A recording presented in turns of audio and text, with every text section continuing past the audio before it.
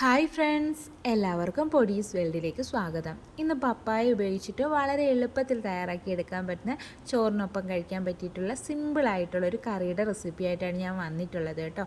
അധികം ഇൻഗ്രീഡിയൻസ് ഒന്നും നമ്മൾ ഇതിലേക്ക് ഉപയോഗിച്ചിട്ടില്ല. അതുപോലെ തന്നെ തേങ്ങയൊന്നും അരയ്ക്കാതെയാണ് നമ്മൾ ഈ ഒരു റെസിപ്പി തയ്യാറാക്കിയെടുക്കുന്നത്. വീഡിയോ ഇഷ്ടമാവുകയാണെന്നുണ്ടെങ്കിൽ പ്ലീസ് ഒന്ന് ലൈക്കും കൂടി ചെയ്തേക്കണേ. അപ്പോൾ നമുക്കിതെങ്ങനെ തയ്യാറാക്കുന്നതെന്ന് നോക്കാം. കറി തയ്യാറാക്കി എടുക്കുന്നതിനായിട്ട് ഞാനിവിടെ പച്ചപ്പപ്പായയാണ് എടുത്തിട്ടുള്ളത്. ചെറുതായിട്ട് കളർ വന്ന പപ്പായ ആണെങ്കിലും കുഴപ്പമില്ല കേട്ടോ. ഒരുപാട് കളർ വന്നതല്ല, ചെറിയ രീതിയിൽ കളർ വന്നതാണെങ്കിലും കുഴപ്പമില്ല കേട്ടോ. ഈ ഒരു പപ്പായൻ്റെ പകുതി പപ്പായ ഞാൻ എടുക്കുന്നുള്ളൂ. അപ്പോൾ ഇത് ആദ്യം ഞാനൊന്ന് ക്ലീൻ ചെയ്തിട്ട് കട്ട് ചെയ്തെടുത്തിട്ടും കൂടി ഉണ്ട്. ഇനി നമുക്കിതൊന്ന് കുക്ക് ചെയ്തിട്ട് എടുക്കാം. അതിനായിട്ട് ഞാനിവിടെ കുക്കറാണ് ഉപയോഗിച്ചിട്ടുള്ളത്. അല്ലാതെ വേണമെങ്കിലും കുക്ക് ചെയ്തിട്ട് എടുക്കാം കേട്ടോ. കുക്കറാകുമ്പോൾ പെട്ടെന്ന് തന്നെ നമുക്കൊന്ന് വെന്ത് കിട്ടും. അതുകൊണ്ടാണ്. അപ്പോൾ നമുക്കിതൊന്ന് കുക്കറിലേക്ക് അങ്ങ് ഇട്ട് കൊടുക്കാം. അതിനുശേഷം നമുക്കിതിലേക്ക് പച്ചമുളക് കൂടി ചേർത്ത് കൊടുക്കാം. നമ്മുടെ എരിവിന് ആവശ്യമായിട്ടുള്ള പച്ചമുളക് ചേർത്ത് കൊടുക്കുക കേട്ടോ. ഇതിലേക്ക് നമ്മൾ അധികം മുളക് പൊടിയൊന്നും ഉപയോഗിക്കുന്നില്ല. അപ്പോൾ അതനുസരിച്ചിട്ട് വേണം പച്ചമുളക് ചേർത്ത് കൊടുക്കാൻ വേണ്ടിയിട്ട്. ഇനി ഞാൻ ഇതിലേക്ക് കുറച്ച് കറിവേപ്പില കൂടി ചേർത്ത് കൊടുക്കുകയാണ്. അതുപോലെ തന്നെ നമുക്കിതൊന്ന് കുക്ക് ചെയ്തെടുക്കാൻ ആവശ്യമായിട്ടുള്ള വെള്ളവും കൂടി ഒഴിച്ചു കൊടുക്കാം. അധികം വെള്ളത്തിൻ്റെ ആവശ്യമില്ല കേട്ടോ. ഞാനിവിടെ ഒരു അരക്കപ്പളവിലാണ് വെള്ളം ഒഴിച്ചു കൊടുക്കുന്നത്. ശേഷം ഇതിലേക്ക് ആവശ്യമായിട്ടുള്ള ഉപ്പ് കൂടി ചേർത്ത് കൊടുക്കാം. അതുപോലെ തന്നെ ഒരു നുള്ളളവിൽ മഞ്ഞൾപ്പൊടി കൂടി ചേർത്ത് കൊടുക്കാം. എന്നിട്ട് ഇത് നന്നായിട്ടങ്ങ് മിക്സ് ചെയ്തിട്ടെടുക്കാം. ഇനി നമുക്ക് കുക്കർ അടച്ചിട്ട് ഇതൊന്ന് കുക്ക് ചെയ്തിട്ടെടുക്കാം.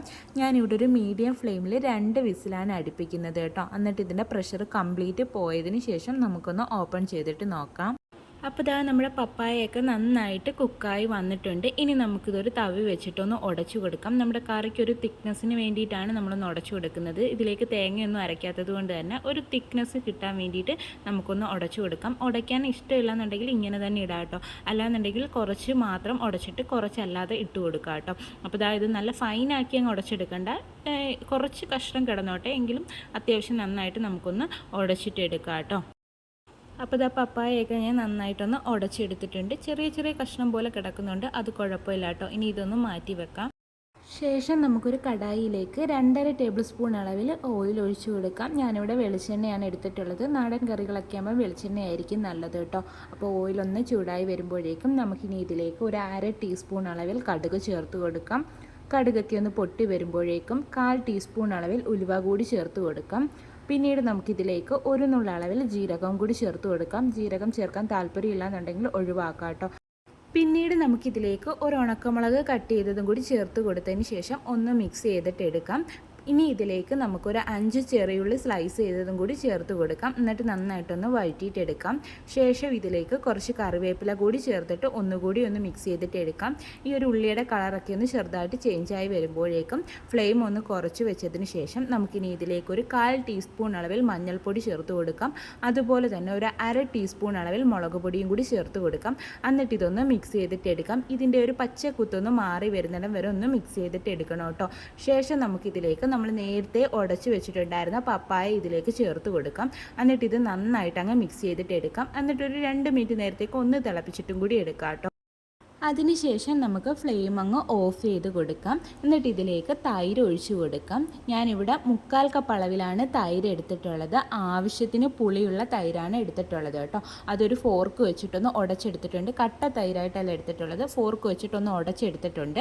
ഇത് നമുക്കിതിലേക്ക് ഒഴിച്ചു കൊടുക്കാം. പ്രത്യേകം ശ്രദ്ധിക്കുക, ഫ്ലെയിം ഓഫ് ചെയ്തിട്ട് മാത്രമേ ഒഴിച്ചു കൊടുക്കാൻ പാടുള്ളൂ. എന്നിട്ട് ഇത് നമുക്ക് നന്നായിട്ട് അങ്ങ് മിക്സ് ചെയ്തിട്ട് എടുക്കാം. ഈ സമയത്ത് ഉപ്പ് കറക്റ്റ് ആണോ എന്ന് ചെക്ക് ചെയ്ത് നോക്കുക. കാരണം നമ്മൾ തൈര് ഒഴിക്കുമ്പോൾ കുറച്ച് പുളി ഉണ്ടാവും. അപ്പോൾ ഉപ്പ് കുറയാൻ ചാൻസ് ഉണ്ട്. ഉപ്പ് കുറവാണെന്നുണ്ടെങ്കിൽ ഈ സമയത്ത് ചേർത്ത് കൊടുക്കുക കേട്ടോ.